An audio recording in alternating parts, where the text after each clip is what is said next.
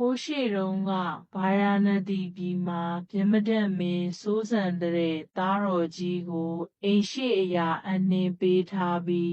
တိုင်းပြည်စီပင်သာယာလာတော့ထီးနန်းအနေစိုးရိမ်လို့သားတော်ကိုတိုင်းပြည်ကထွက်ခိုင်းပြီး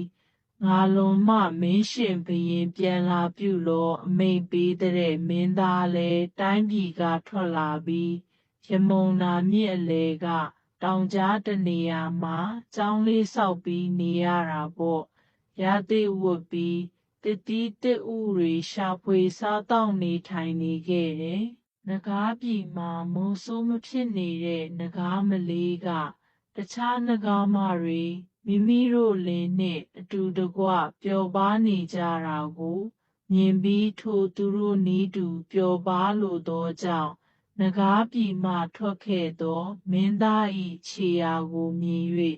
လိုက်လေရာမင်းသား၏ကျောင်းကိုမြင်သွားတာပေါ့နဂါးမသည်ဤသို့တွေးကြံလာတဲ့ရတိတပါးပါးရဲ့ကျောင်းဖြစ်လိမ့်မယ်တရားကျင့်ကြံလိုသောကြောင့်ယဟန်ပြုသလောတပါးသောအမှုကြောင့်ယဟန်ပြုသလောစမ်းသက်ရာ၏ကာမဂုဏ်ကိုအလိုမရှိခဲ့ရင်ငါပြုပြင်စီရင်ခဲ့သောအိယာ၌မအိပ်ဆက်ရာအကယ်၍ငါပြုပြင်စီရင်ခဲ့သောအိယာ၌အိပ်ဆက်ခဲ့သောကာမဂုဏ်ကိုအလိုရှိသဖြင့်ငါ၏လင်ဖြစ်ပြု၍ဤတော်အရက်၌ပင်တူတူနေအံ့ဟုတွေးကြံကာနဂါးပြည်ကိုပြန်သွားပြီးနတ်တွေရဲ့ပန်းနံ့သာတို့ကိုယူလာပြီးအိယာခင်းပြင်ပေးခဲ့တယ်တဲ့ကွယ်